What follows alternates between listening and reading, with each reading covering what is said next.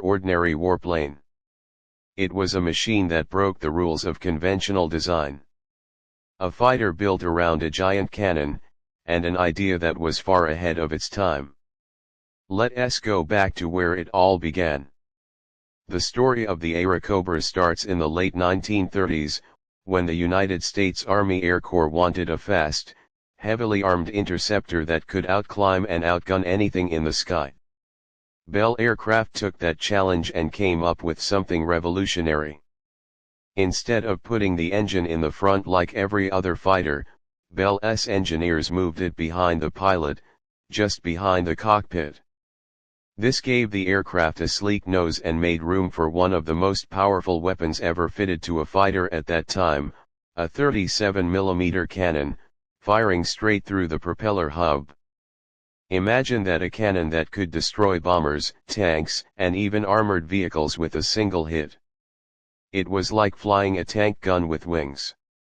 The P-39 took its first flight in 1938, and by 1941 it entered combat service. It was fast, agile, and had a modern tricycle landing gear, something almost no other fighter used then. It looked futuristic, and it was. But every innovation has its challenge.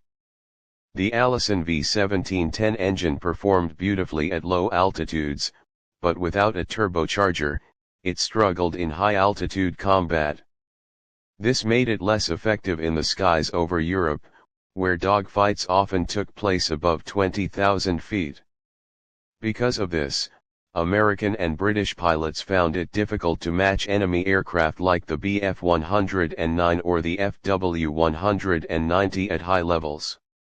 Many Airacobras were sent to the Soviet Union through the Lend-Lease program, and that's where the story truly changes. In Soviet hands, the P-39 became a star. The Eastern Front was fought at lower altitudes, often close to the ground, exactly where the Airacobra excelled. Its powerful cannon tore through German tanks, armored cars, and low-flying bombers.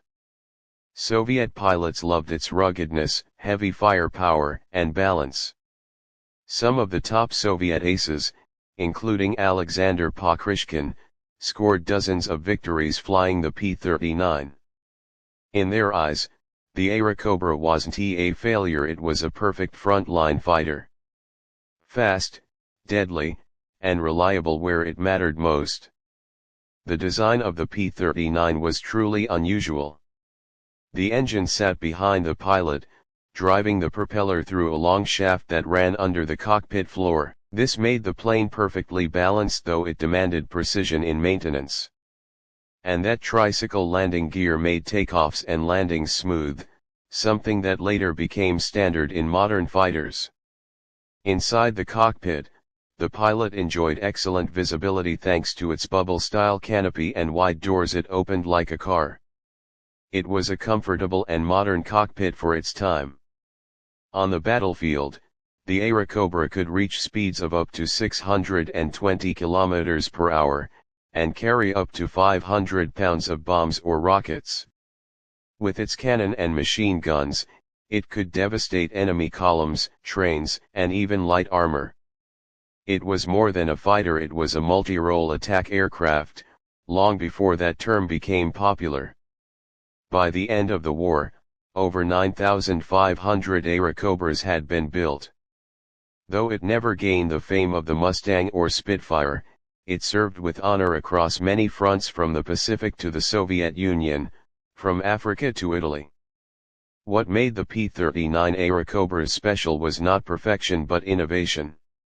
It dared to be different, to take risks that others avoided. It showed what was possible when engineers pushed the boundaries of imagination.